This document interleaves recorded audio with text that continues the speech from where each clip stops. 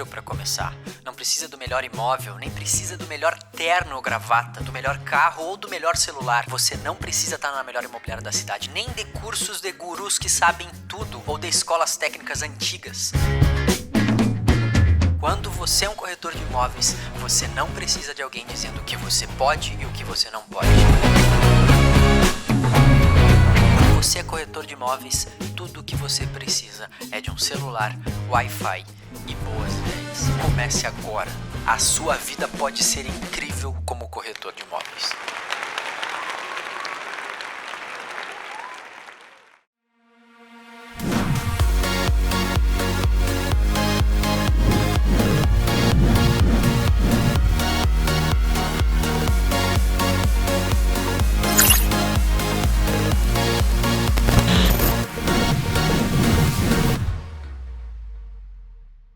Convidamos corretores de imóveis para responderem uma simples pergunta. O que você faz? Saber o perfil do cliente, né? O que ele procura, metragem, bairro. Então, perguntamos o que isso significa para quem conseguiu achar seu imóvel ideal.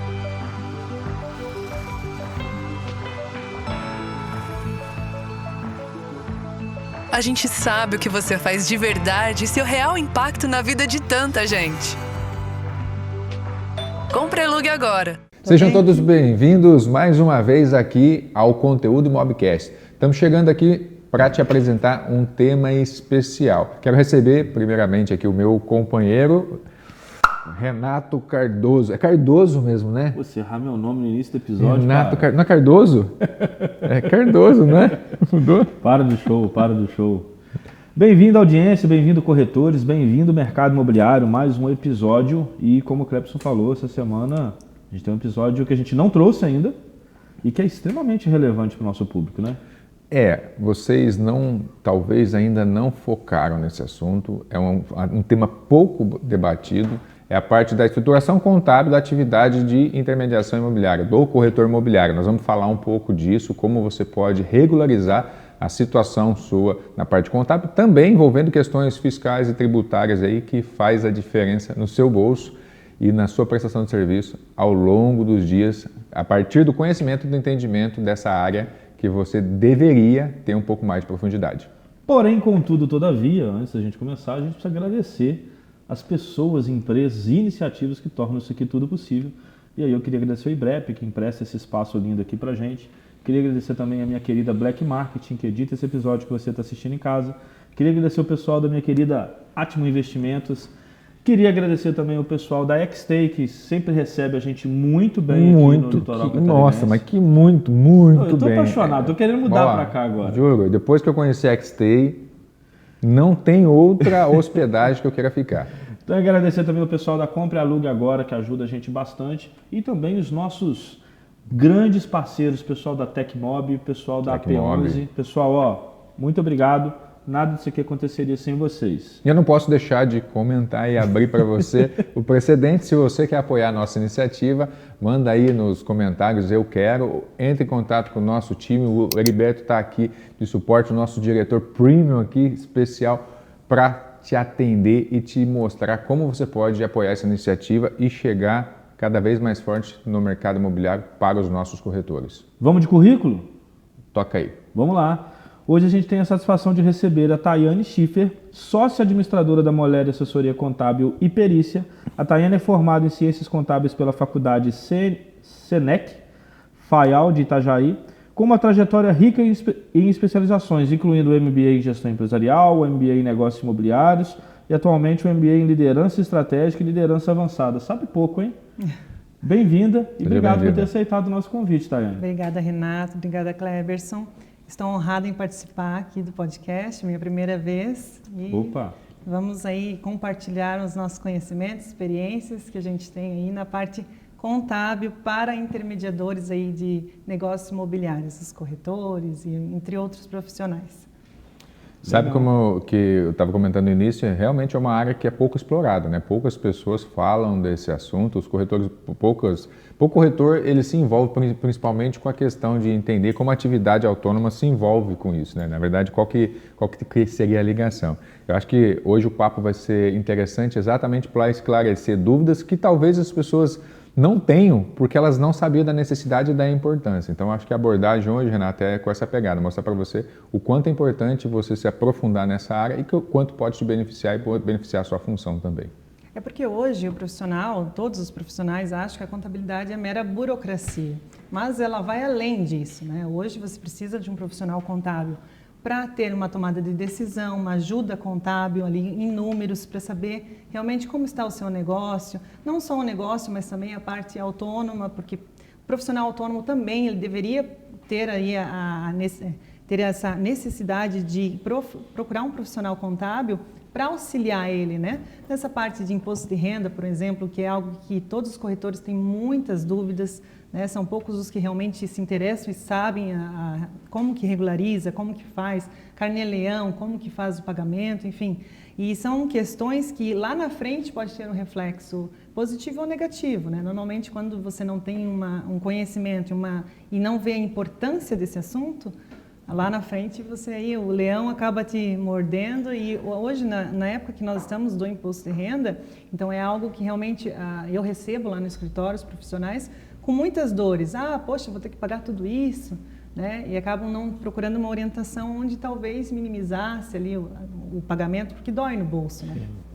E assim, tem uma coisa que eu acho que é importante também, né? Que é casa de regra e espeta de pau.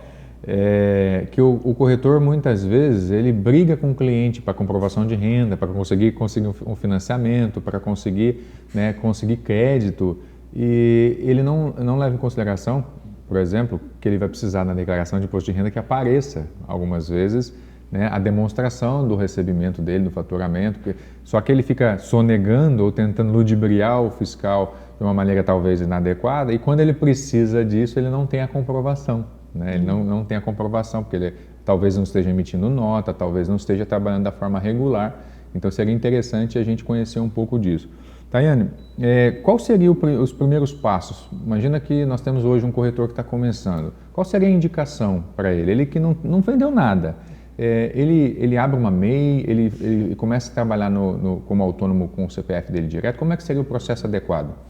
Hoje, assim, um microempreendedor individual, a atividade de intermediação imobiliária, ela é vedada, né? Então, você não pode optar pelo microempreendedor, primeiro porque a emissão de nota fiscal ela é totalmente fora da atividade prestada, né? Uhum. E em relação à parte de como iniciar, né? Eu sempre digo, quando um cliente senta, né, um corretor de imóveis que é recém-formado, fez ali o curso, né, conseguiu ali o registro, o que ele faz agora? Normalmente eles ficam perdidos em relação a isso, né? Começa atuando como autônomo, de repente vai para pessoa jurídica.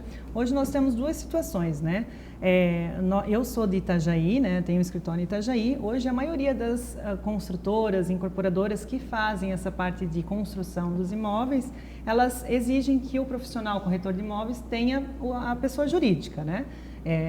Claro, existem ainda as construtoras que aceitam os profissionais autônomos, mas hoje a maioria quer que seja e tenha um CNPJ, né, para emissão de nota, para não fazer, interpretar vínculo empregatício também, que isso é, né, algo que é muito importante dentro dessa profissão, que não tem o vínculo do profissional com a construtora, incorporadora, que faça essa intermediação.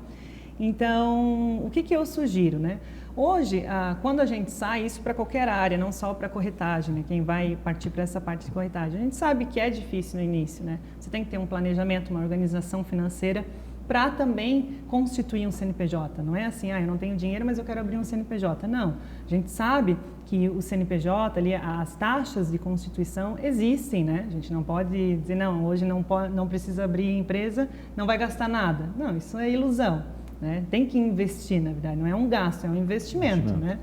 E o que eu sempre digo, você precisa partir da premissa que ou você começa como autônomo e aí vai fazendo as vendas e até certo ponto financeiro, você fica como autônomo, porque é viável ou não, principalmente a parte de tributação, mas a partir do momento que você já tem uma venda um pouco maior,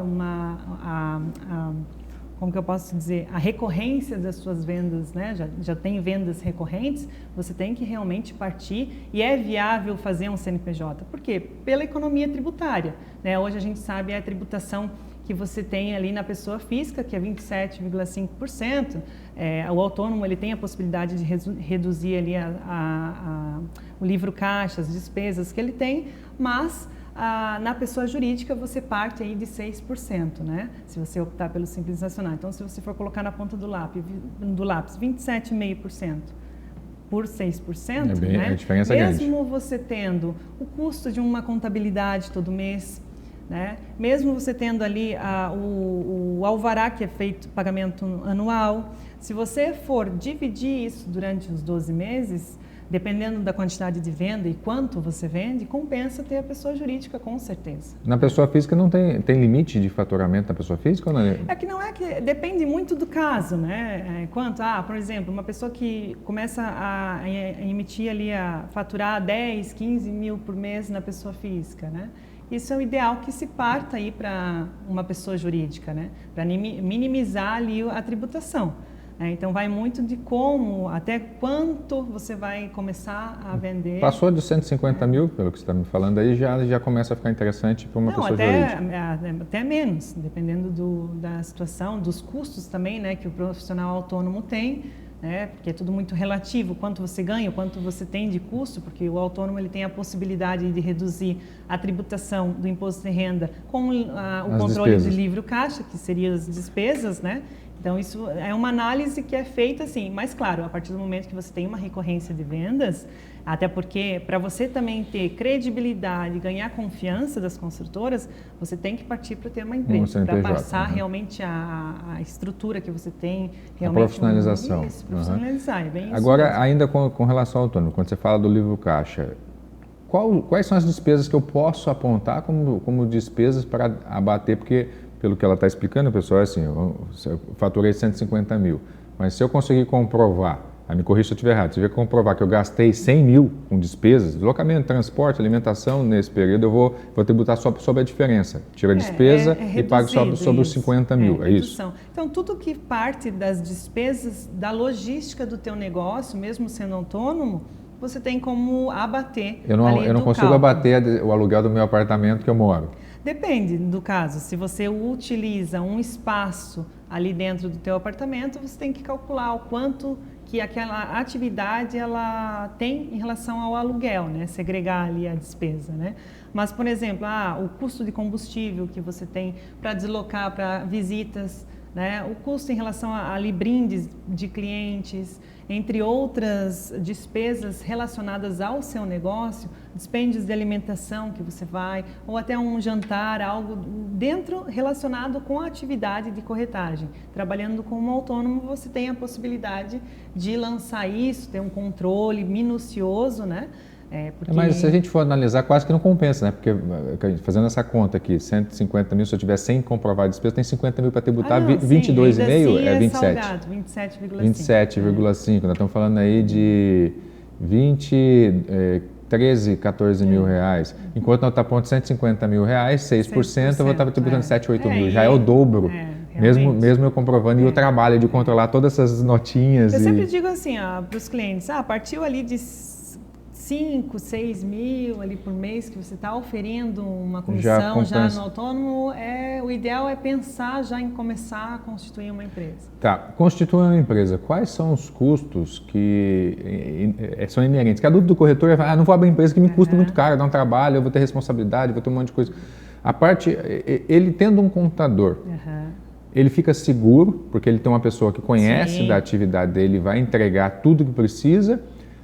Quanto custa aproximadamente isso para ele e quais os riscos que ele tem? Tem outras responsabilidades envolvidas nisso que ele abriu uma empresa e o contador não vai conseguir ajudar? Assim, eu sempre digo, né? O contador ele não é o babá do empresário, né? O empresário, a partir do momento que ele constitui uma empresa, ele tem que estar ciente que ele tem responsabilidades, né? São duas pessoas, tem a pessoa física dele e a pessoa jurídica, né? Então, uma das responsabilidades, que é algo que, infelizmente, hoje ainda os clientes não têm a ciência, é a misturar as contas, né? Pessoa jurídica com a pessoa física. Isso é um erro que o profissional e qualquer profissional, não só o corretor de imóveis, faz. Por quê? Porque você mistura as duas pessoas ali. Acaba sendo uma, né? Primeiro que acaba infringindo certos princípios contábeis, né? dentro ali da atividade contábil, da orientação que a gente acaba passando para o cliente. E segundo, que vira uma bagunça, porque você precisa saber, né, quais são as suas despesas pessoais, o que você precisa oferir, vender para custear a sua despesa pessoal e o que você precisa reservar ali para a sua empresa, para ter a continuidade da sua empresa, né? Então, misturar essas duas pessoas, isso é o maior do erro. E isso em todas as profissões, não só os corretores.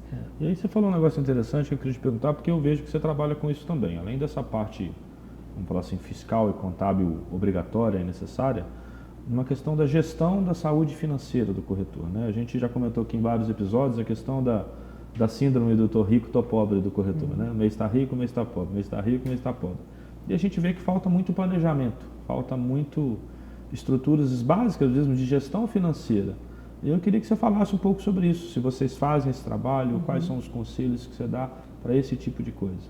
A gente faz a prestação de serviço nessa parte de orientação, né, a financeira, de organização financeira do profissional, a gente presta esse serviço, mas toda vez que um cliente senta comigo para planejar a constituição da empresa, para fazer toda a parte de abertura, como mesmo o Cleberson perguntou quanto custa, né, para constituir, isso vai muito de cada município, enfim, de cada estado.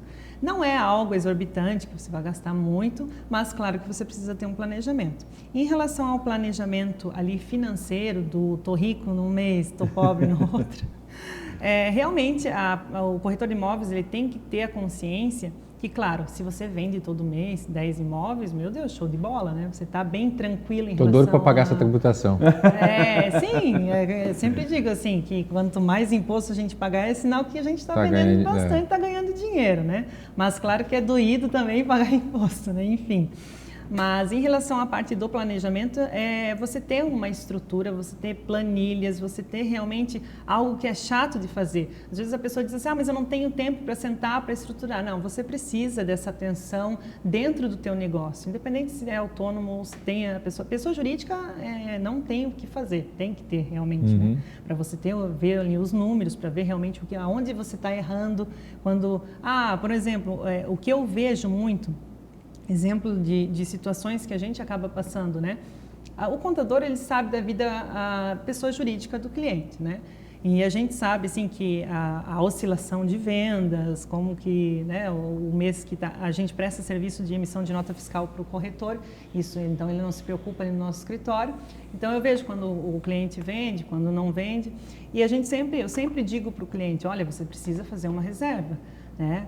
É interessante, eu sei que por trás de toda a parte financeira tem aquela parte de eu preciso ter um carro bom para atender, eu preciso me vestir bem, né? Mas o ter o carro bom não é ter um carro caro que você vai ter todo mês aquela prestação que você tem que realmente, né, tá ali enforcado tendo que pagar. A vestimenta não há necessidade de você andar sempre com vestido de roupas de marcas, você precisa estar bem alinhado, mas não necessariamente estar vestido de uma ponta na outra mostrando marca, né?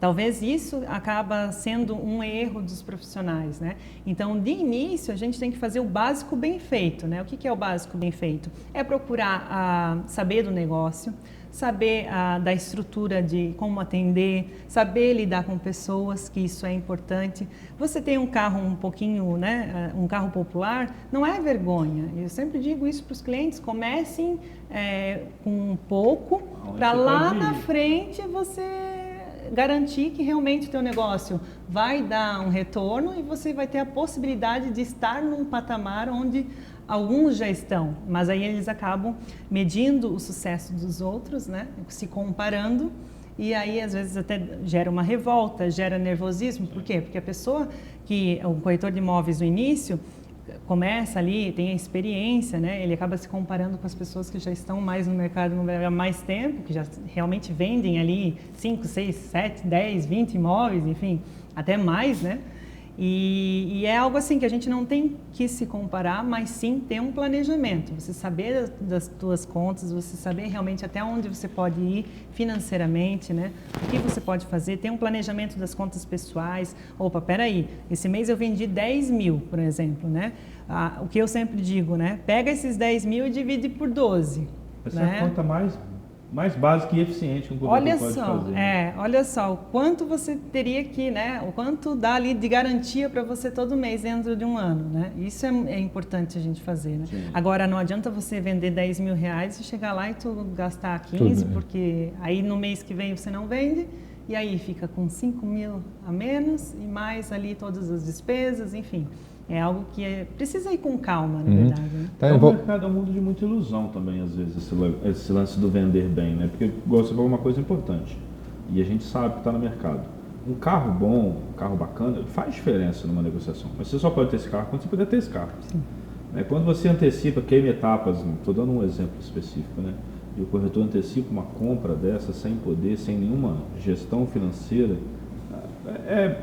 ele está adquirindo um problema para daqui a pouco, né?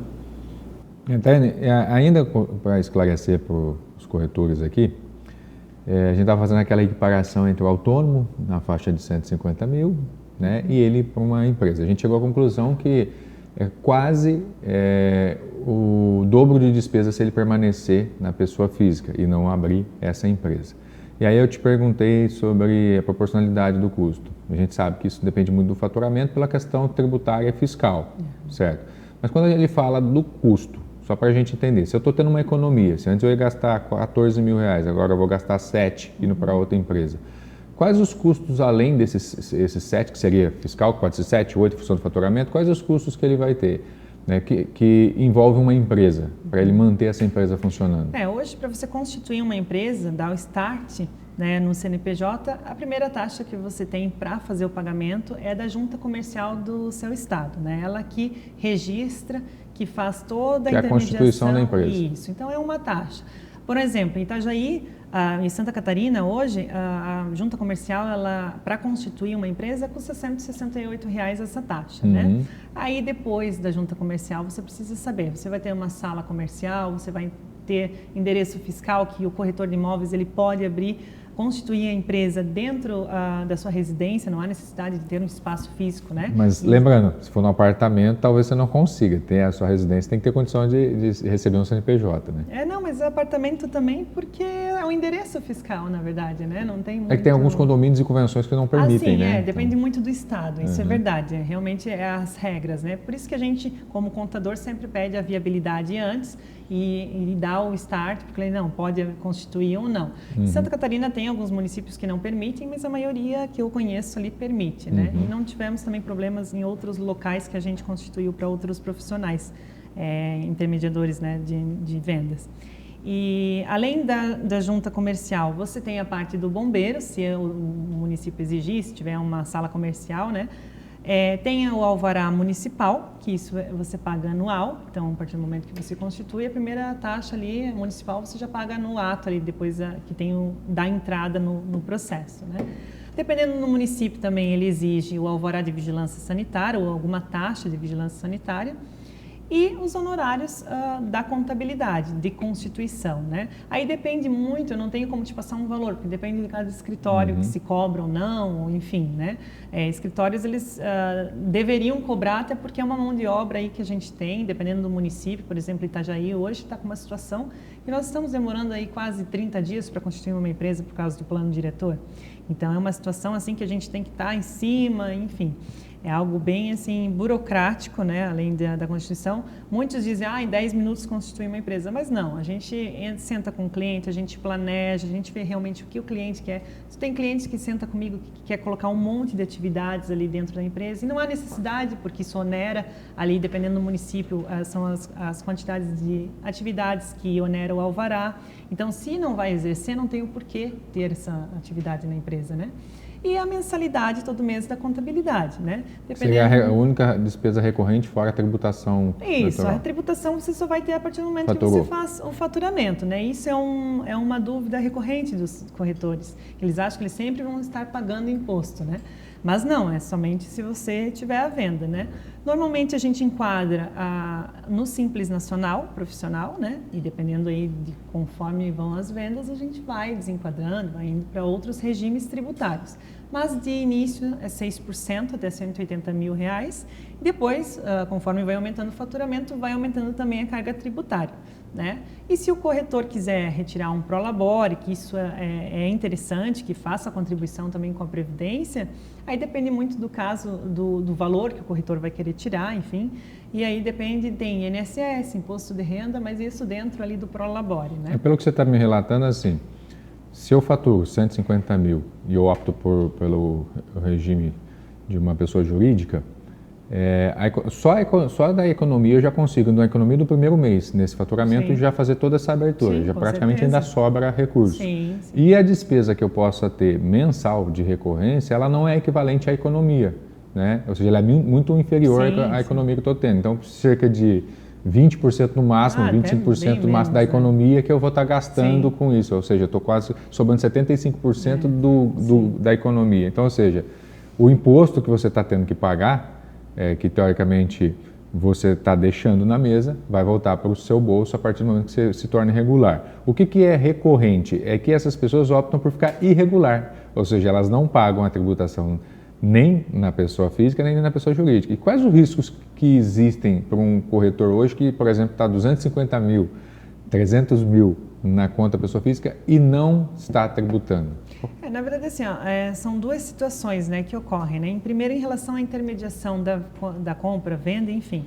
Existe algo que hoje o mercado imobiliário está bem fomentado no quesito de negociação, onde eu coloco um apartamento que eu tenho, né, no imóvel. Como que funciona essa parte do ganho de capital? Como que funciona, né, a orientação para o cliente do corretor de imóveis, né? Ah, mas você não emite nota fiscal, mas se eu tiver ganho de capital e você não emitir essa nota fiscal para mim, eu não vou ter ali o benefício de redução do cálculo do ganho de capital. Então, é um corretor que eu, particularmente como cliente, já não teria contratado ele. Porque você, como cliente, não pode apontar que você pagou o serviço dele. Sim, porque ele não declarou. Não. Até dá, mas assim, precisa do documento fiscal e também, se o autônomo for fazer emissão de documento fiscal como autônomo, a tributação aumenta mais ainda. E se o cliente informar, sem você informar, você pode cair na malha, né? Com certeza. E assim, essa história de, porque o meu colega corretor nunca caiu na malha, nunca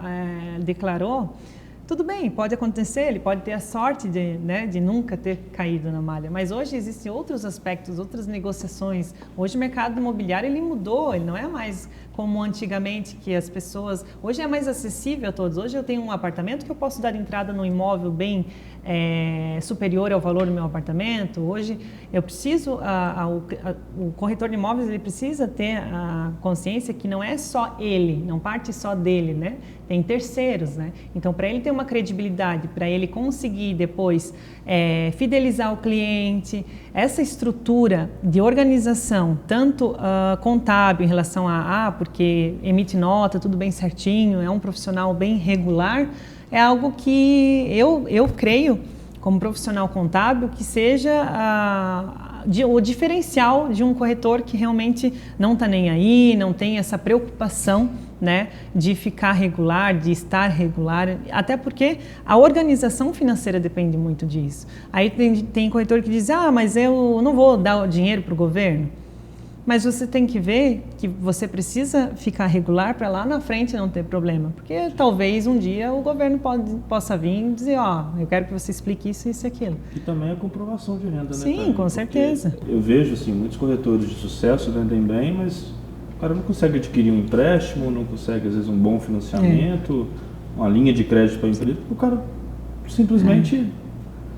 anula o faturamento dele, não declara, não faz nada, né? Com certeza. E hoje, o corretor de imóveis que eu sempre digo que ele tem a possibilidade de ser um investidor, que é outra vertente para ter uma renda extra, além da intermediação imobiliária, que seria a parte de começar a comprar e vender imóveis, né? Poxa, é um profissional que ele tem ali a faca e o queijo na mão, que está ali, que consegue ali alguns apartamentos, né, com valores até inferiores, talvez, negociações melhores. Então, se o corretor de imóveis ele está com tudo regularizado, tem uma comprovação de renda, tem a possibilidade e a segurança de contratar financiamento, é algo que realmente hoje a gente vê, que eu vejo pelos meus clientes, que eu tenho um cliente que começou corretor de imóveis com a gente. Inclusive, o meu primeiro cliente na contabilidade é um corretor de imóveis, foi um corretor de imóveis que ele é ainda corretor de imóveis e hoje ele tem uma imobiliária que faz intermediação de aluguel também. E hoje ele tem uma incorporadora. Ou seja, né, quando ele sentou comigo para constituir a primeira empresa dele, que foi de compra e venda, intermediação de compra e venda, ele disse que o objetivo dele é continuar realmente porque ele gosta, porque ele vem de uma família de corretores de imóveis, o pai dele é corretor de imóveis em Itajaí, e ele disse que o objetivo era realmente ele ser incorporador, ele fazer realmente essa venda, né, esses empreendimentos para vender. E hoje é um sucesso garantido. Por quê? Porque além dele ter ali a intermediação, que é um dinheiro que entra para ele tranquilo, ele tem ainda essa possibilidade de ser um investidor, né? Que é algo que também hoje é o comum, que a gente vê realmente os profissionais querendo partir para esse lado, né? Às vezes até saindo da intermediação para ficar só na incorporação do investimento. O que nos caracteriza é que a partir do momento que ele começa a fazer um planejamento tributário, fiscal, né, contábil, ele possibilita uma estruturação muito mais consolidada para os próximos passos. Igual você falou, olha, muitas vezes você está começando como corretor, mas o seu horizonte é ser um incorporador, um construtor. Mas se você não se organiza para isso lá na frente, pode ser que você chegue lá e você não consiga nem se estabilizar, porque para que você esteja nessa posição de incorporador, aí sim existe uma série de processos, uma série de documentos que você tem que entregar, e o simples passo de você fazer essa transição de autônomo para um corretor com CNPJ já vai te possibilitar ter uma preparação até lá, né? Nos próximos 5 anos até o seu incorporador já vou ter aprendido muita coisa de como lidar, o que não vai acontecer na pessoa física. Você pode até construir uma casa, 2 casas ali, mas você vai enfrentar uma série de dificuldades que uma empresa ao longo desses 5 anos se preparou muito mais, né? Sim, e também tem a questão de equiparação da pessoa jurídica, a partir do momento que a pessoa física começa a comprar, vender imóveis, isso tudo tem uma série aí de legislação que também, quando você for ver, não compensa mais ficar realmente trabalhando como pessoa física e sim partir para a pessoa jurídica, né? Esse meu cliente, eu acho engraçado porque quando a gente iniciou ali com a empresa de intermediação, ele não sabia nada da parte de contabilidade, e hoje é legal assim de a gente conversar, eu converso bastante com ele, porque ele já entende todo o processo contábil, ele já sabe que realmente tudo que ele adquiriu e a gente foi conversando durante esse tempo, para ele agora como incorporador, vendendo os imóveis dele, né, construindo, então realmente, e o que contou muito para ele chegar aonde ele está foi realmente essa organização, tanto a organização financeira, óbvio que precisa, né, porque imagina, para você sair da intermediação, coisa que ele ainda não saiu, que ele faz também, para virar um investidor, né? Hoje também, o que tem hoje no cenário que os corretores de imóveis fazem muito é investir em imóveis, né? Fazer os investimentos. Tem muitos corretores que acabam constituindo sociedade entre amigos corretores para fazer essa parte de administração de imóveis próprios, de compra e venda de imóveis próprios. Isso é algo que realmente, assim, ó, se você se juntar com amigos, né? O investimento ele é baixo, e o retorno, com certeza, lá na frente é viável. Então, não se discute em relação a querer, né, sair da onde você está para chegar no teu objetivo, tendo essa organização financeira, tendo esse conhecimento. Eu acho que é primordial. O corretor de imóveis, ele precisa disso. Agora, Cleber, levantar uma bola aqui rapidinho. Tem a ver com o tema ou não tem? O primeiro cliente dela é cliente dela até hoje. Sinal que a consultoria da mulher é ajeitada, né? Sustentar um cliente durante tanto tempo não é fácil. Ele, na verdade, ele é um amigo, né? E aí foi na minha colação de grau, quando eu me formei, ele disse, olha, quando você for para a contabilidade, né, atuar como contabilidade, porque o meu objetivo não era ter um escritório, né? Ele disse, eu vou ser teu cliente, vou ser teu primeiro cliente. E realmente foi assim, a partir do momento que ele disse, já estou aqui no escritório, ele disse, então vamos... Esperou realmente para... Uma coisa também, Renato, que não estava combinado aqui, mas que eu acho que faz sentido a gente comentar, o que acontece, Tayane, é que a gente sabe que, igual você falou, a contabilidade ela tem um papel importante, porque ela envolve esse ambiente financeiro, esse ambiente fiscal, tributário, né, que é criar esse raio-x e você conseguir ter informações qualificadas para de alguma forma, beneficiar a sua atividade, né? E também o seu cliente. Quando você opta por entrar nesse caminho, você passa por um processo de educação. As pessoas começam a ficar mais preparadas a enxergar o que elas não viam, né, que poderiam ser benefícios, né?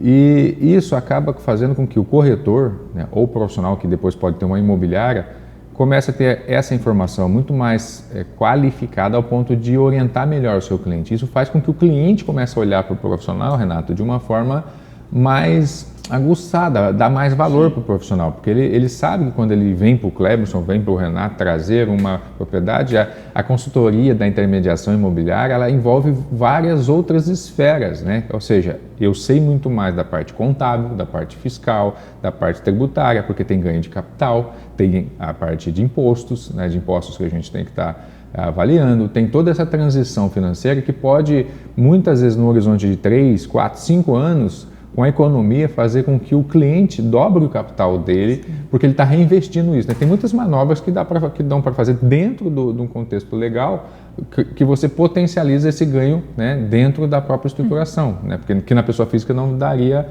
para fazer. Exemplo é exatamente a gente comprar e vender, e a simples movimentação dentro da pessoa física, ela já vai caracterizar um ganho de capital muito alto, você vai ter que tributar, vai passar ali, o que dentro da pessoa jurídica, muitas vezes, como você está construindo, você pode, entre averbação, entre registro, entre compra e venda, ter operações fiscais e tributárias muito mais horizontalizadas, onde a tributação ocorre, só que ela ocorre num horizonte mais planejado, né? E na pessoa física não tem muitos artifícios para você fazer, o que na pessoa jurídica você já tem mais ferramentas, é isso? É porque, na verdade, assim, hoje, por exemplo, né, se eu vou fazer um empreendimento, né, eu sou um corretor de imóveis, quero fazer um empreendimento, um edifício para vender. Hoje o governo possibilita alguns benefícios fiscais, né, tributários que permite que você tribute menor, onere menos ali o valor do imóvel, né? E não só a tributação, mas a segurança também, né? Tem até certo ponto que a pessoa física ela consegue, depois ali realmente o ideal é que se faça uma pessoa jurídica que tenha segurança jurídica, né? Que tenha outros aspectos, né? Muita gente, a pessoa física compra e vende, faz todo o planejamento, constrói também, né? Mas realmente, se você quer aumentar ali o teu ticket, aumentar realmente o padrão em si, aí você precisa de um estudo tributário para ver se realmente está compensando na pessoa física ou vai partir para a pessoa jurídica. O que acontece muito na segurança, um investidor de fora, né? Como que você é pessoa física? Mas é meu amigo? Não, amigos, negócios à parte, a gente sabe, né? E aí partir para a pessoa jurídica, claro que eu sempre brinco que é um casamento, né? Uma empresa, a gente casa ali com os sócios, né? Onde vão ter problemas. No início é tudo muito bom, muito lindo, tá todo mundo animado, esperançoso, no meio começa a coisa a ficar difícil. E o casamento é assim também, né? Sempre tem que estar ali. E até brinco que a gente tem assessoria jurídica junto ali conosco na contabilidade, e na hora da gente sentar, quando é um sócio, normalmente nós constituímos o contrato social.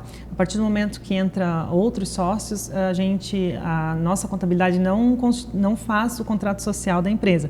Quem faz é uma assessoria jurídica, né? Para a segurança, entre outros aspectos ali, que realmente precisa de um olhar mais jurídico, né? Que o contador ele vai até certo ponto. Dali é um advogado que orienta e faz toda a documentação. E eu sento com a doutora Vanessa e os sócios até começam a dar risada e dizem, meu Deus, né? Olha o tanto de possibilidades e coisas que podem ocorrer no andar da carruagem, né? Falecimento, enfim, separação dos sócios, briga, algo assim. E a pessoa jurídica, ela tem essa segurança, né? Então, realmente, se você quer evoluir, você tem que passar realmente de autônomo, de pessoa física, para constituir uma empresa. Isso dá mais credibilidade, tanto a parte do corretor de imóveis também, como eu falei anteriormente, muitas construtoras hoje só querem corretores de imóveis que possuem pessoa jurídica para intermediar, né? Então, isso é algo que, se o corretor de imóveis ele quer sair de um padrão e ir para outro, ele precisa se atentar e precisa organizar toda essa estrutura. E veja bem, então o Cleberson comentou isso, né? Quando ele começa a fazer o negócio certo, ele aprende coisas que ele não sabia. E aí a própria abordagem técnica dele com um cliente que precisa comprovar renda, precisa declarar, precisa isso, precisa aquilo, muda, porque ele entende agora do que ele está falando. É muito, às vezes, estranho quando você vê um corretor que pega um baita clientão na mão, mas ele não consegue discutir de igual para igual com o cliente, ele não sabe nem como é que funciona a parte fiscal, contábil do cliente para poder orientar o cara a concluir a compra. Sim. Ao passo que quando ele faz isso para ele, para a empresa dele, ele já consegue ter é mais um recurso de venda para ele entender um processo. Ele levanta uma ferramenta que ele oferece para o cliente uma solução que o cliente não conhecia. E por não conhecer, ele não sabia que tinha tal problema. E por isso ele não comprava tal serviço. Então, quando você começa a aprofundar, você começa a ver que outras pessoas têm um problema que elas não sabem que tem. Quando você apresenta, você vende a solução. Porque, na verdade, todo mundo tinha aquele problema.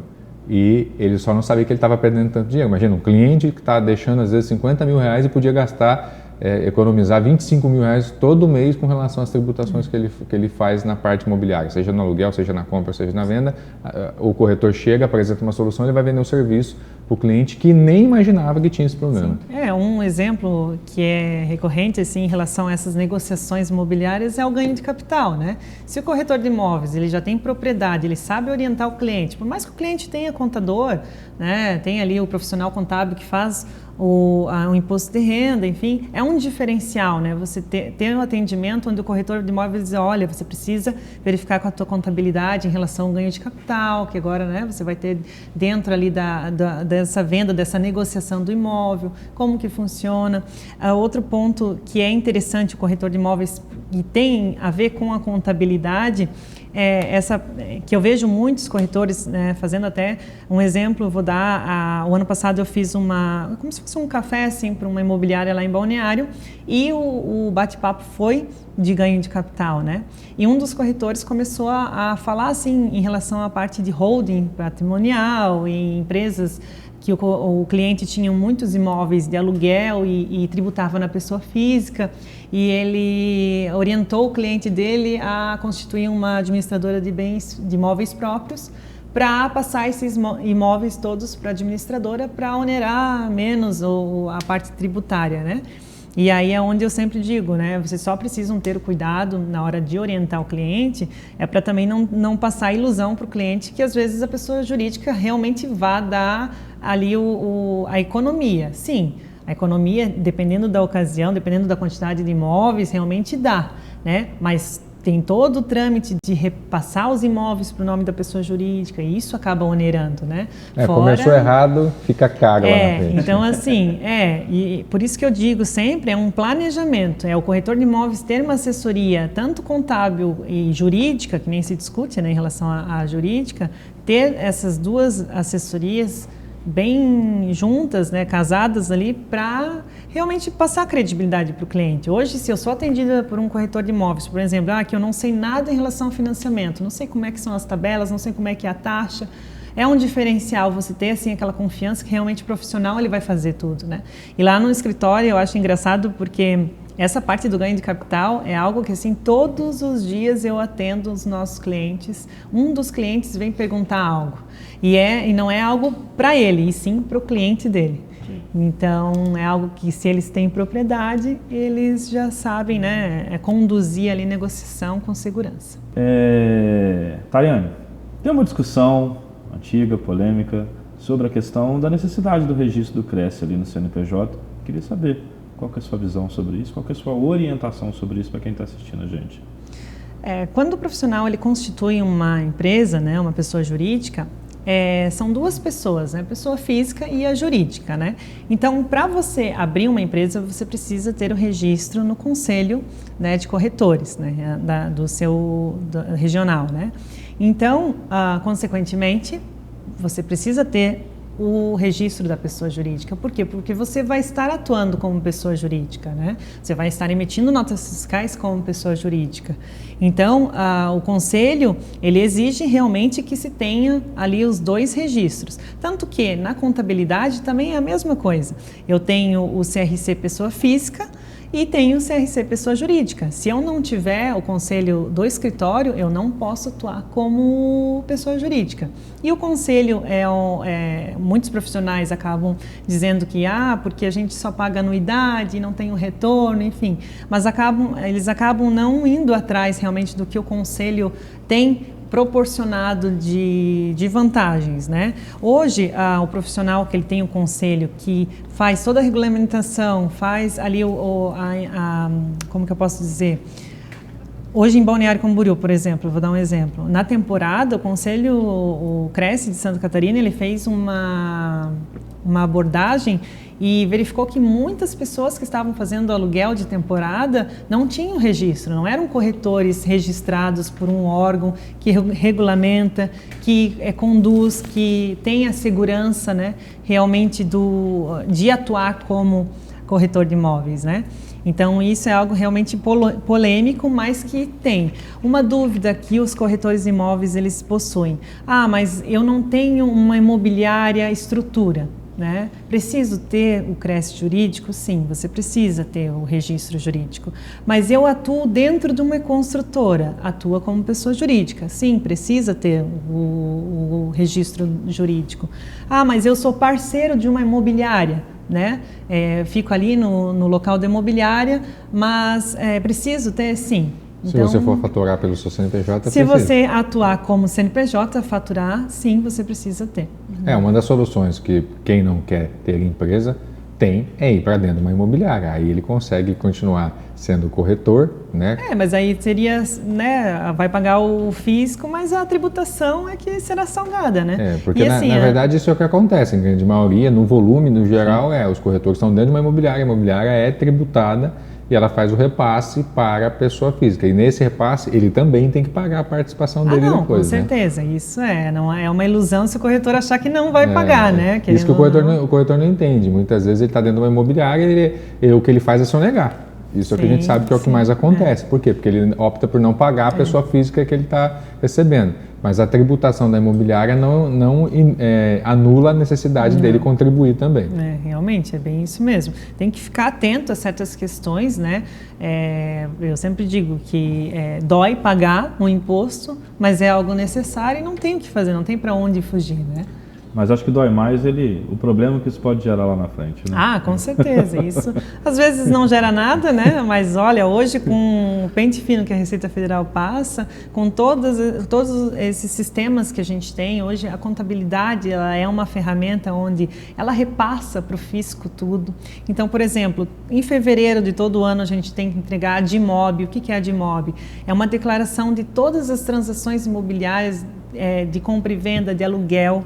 Então, o autônomo, ele não tem obrigação de fazer essa declaração. Mas, por exemplo, se eu sou um cliente que comprou do Renato como autônomo, lá na minha declaração eu vou colocar que eu paguei a comissão para o Renato, né, os honorários, enfim, para o Renato ali da intermediação. Então, essa DIMOB, na parte de pessoa jurídica, a Receita Federal, ela já sabe, a gente já passa para o fisco todas as informações do imóvel, o valor do imóvel, quem comprou, quem vendeu. Então, tanto que hoje a Receita Federal disponibilizou, agora nessa época de declaração de imposto de renda, a declaração pré-preenchida. E eu não entendo muito em relação a sistema de declaração pré-preenchida, porque lá no escritório nós não utilizamos essa ferramenta, né? Ela ainda tem que ser aprimorada, enfim, eu não tenho confiança 100%. Mas eu já sei que ela já acaba trazendo também, mediante a declaração de IMOB, todas as informações de intermediação. E a gente também comunica a Receita que o cliente pagou a comissão, ali, os honorários para o corretor de imóveis. Parece que tem uma alteração também na declaração de agora, que a Receita está incentivando você declarar, quem tem imóvel, declarar o locador declarar que está pagando aluguel, né? Para cruzar essa informação também. Eu que alugo o seu, eu vou declarar que eu estou pagando aluguel porque ela está me concedendo um benefício. Mas por quê? Para poder apontar a informação e cruzar a informação. Né? Eles querem, né, criar ali um abatimento, né? Ainda não tem essa prática em relação. Na minha opinião, não é abatimento, é uma forma de influenciar por benefício, né? Vamos falar, vamos gamificar o negócio. Assim, se você declarar, eu tô te... Gamificar o controle. Eu vou te dar um benefício, porque tem muita gente que não está declarando que está recebendo aluguel, então eu vou declarar para quem paga um benefício, porque daí eu começo a apontar tipo delação premiada. E na verdade isso demorou, né?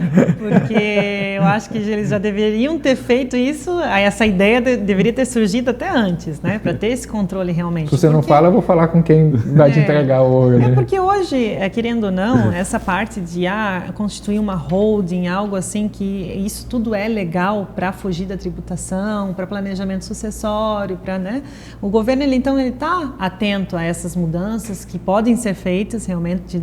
Eu sempre digo, né? Se está dentro da legislação, se o governo permite, se tem como reduzir imposto, você tem que mais que aproveitar e realmente usar desses dos benefícios para isso. Não está errado. Se o governo permite, se está dentro da legislação, você tem que mais que fazer.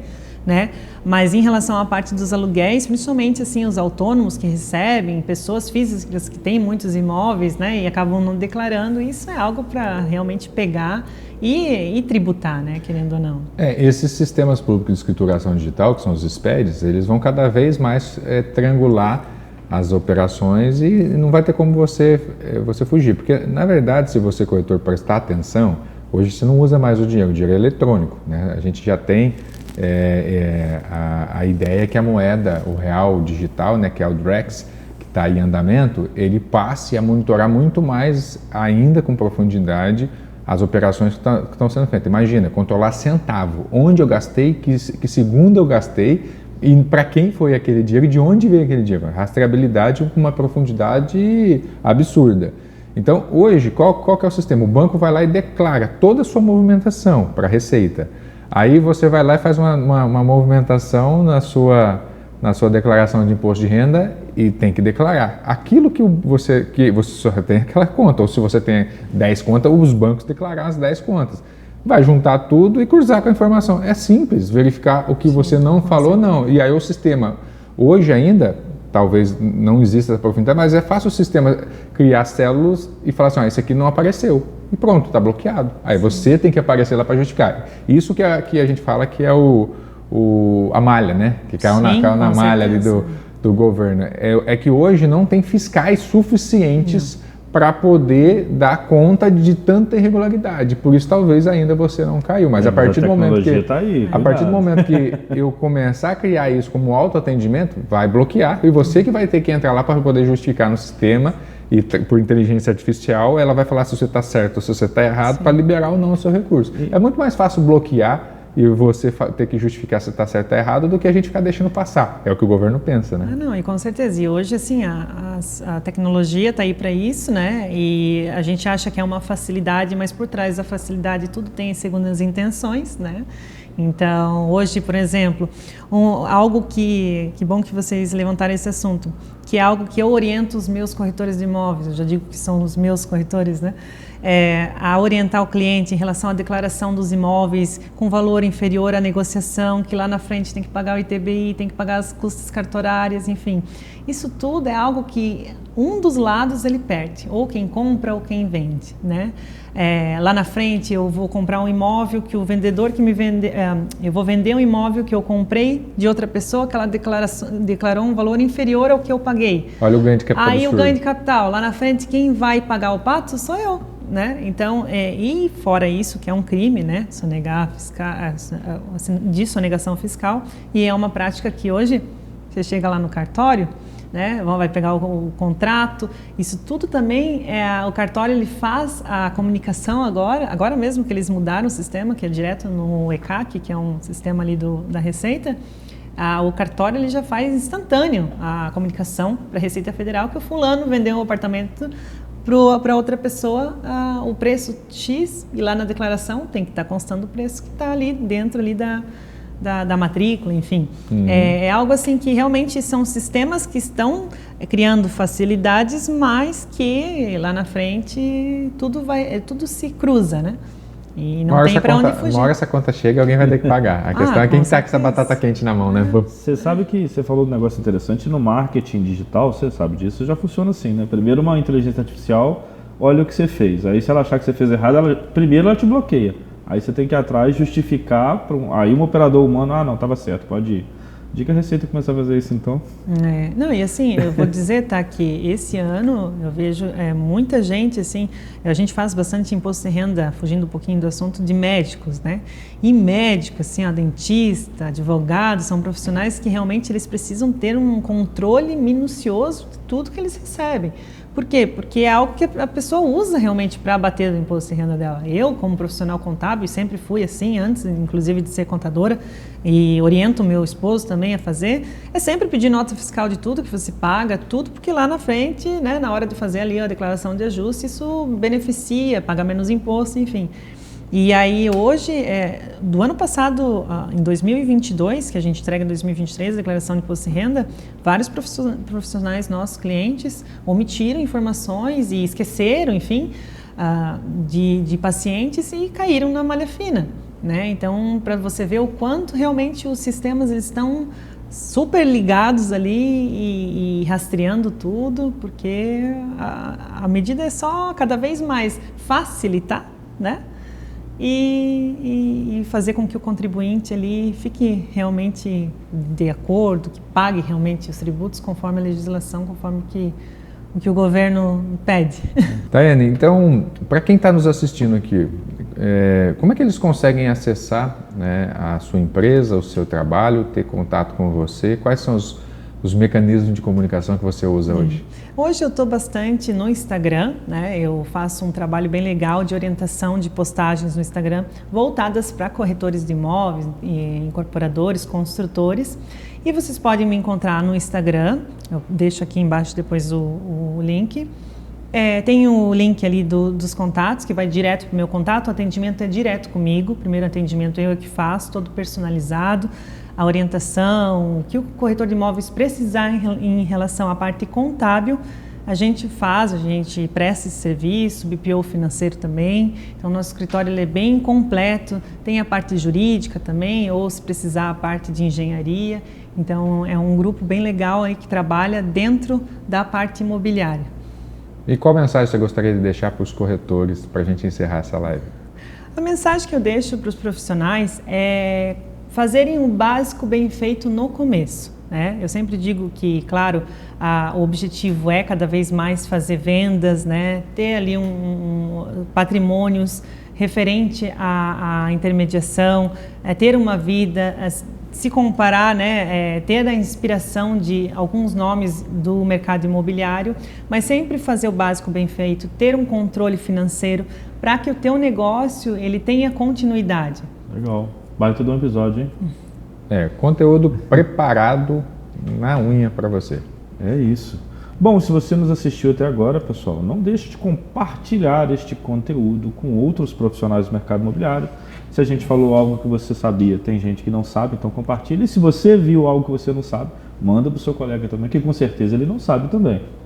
Não é isso, Cleber? É isso aí. E gostaríamos de agradecer mais uma vez você por estar acompanhando a gente aqui. Não deixa de compartilhar com seus amigos e também agradecer os nossos patrocinadores, né? Tem nos apoiado aí com uma frequência excepcional e abrir espaço para você que ainda não faz parte do nosso time de apoiadores para que venha compor com a gente e ajudar esse canal a chegar a mais pessoas. Então, semana que vem a gente se vê de novo aqui no YouTube ou no Spotify com mais um conteúdo voltado para você do mercado imobiliário. E por hoje, Tayane, mais uma vez agradecer a tua presença, agradecer a tua vinda até aqui ao estúdio gravar com a gente. Muito obrigado. Obrigado pelo teu conteúdo, obrigado por fazer a diferença no nosso mercado imobiliário. Eu que agradeço, Renato, Cleberson, uma oportunidade, né? Estava um pouco nervosa, meu primeiro podcast e fiquei maravilhada a estrutura aqui, vocês virem de longe também para fazer acontecer. É algo que fomenta e realmente ajuda bastante os profissionais aí de intermediação. E eles precisam de orientação e o trabalho de vocês é excepcional. Parabéns. Obrigado, tamo junto. Pessoal, a gente se vê na próxima semana. Na próxima semana, episódio novo para você. Um abração. Valeu! Eu sou Cibele Scremin, corretora de imóveis desde 2012. E como você, conheço a rotina e os desafios da nossa profissão. Hoje, mais de 90% das pesquisas começam na internet. E estarmos online é essencial. Eu uso e recomendo o Tecmob por ser uma empresa dedicada ao mercado imobiliário. É muito fácil de usar, tanto para mim quanto para os meus clientes que sempre elogiam bastante, pois eles conseguem encontrar os imóveis com facilidade. Além disso, é bonito tanto no computador quanto no celular. Um outro detalhe é que eu mesma cadastro os meus imóveis. Coloco fotos, faço minhas interações, tudo de uma forma muito simples. E eles já entram e saem automaticamente dos portais sem eu precisar recadastrar ou remover. Um outro ponto muito importante é que a agenda dele é integrada com a do meu celular. Isso auxilia muito na minha organização. E diretamente do meu site, o cliente consegue me chamar no WhatsApp, viabilizando o nosso primeiro contato. Enfim, das várias opções que eu testei, o Tecmob foi o que melhor me atendeu. E eu convido você também a conhecer o Tecmob.